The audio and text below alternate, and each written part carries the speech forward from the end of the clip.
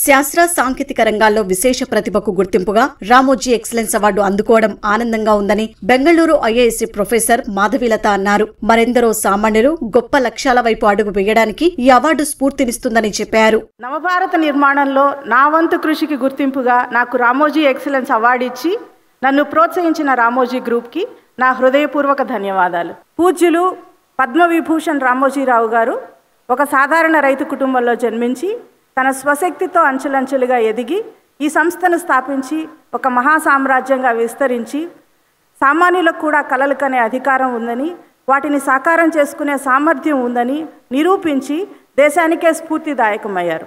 నేను కూడా ఆంధ్రప్రదేశ్లోని ఏడుగుండ్లపాడు అనే కుగ్రామంలో పుట్టి ఇంటర్మీడియట్ వరకు తెలుగులో చదువుకొని ఈనాడు ప్రపంచంలోనే అతి ఎత్తైన చీనాబ్ రైలు వంతెన నిర్మాణానికి నా వంతు కృషిని అందించి మీకందరికీ ఆ రకంగా పరిచయమయ్యాను.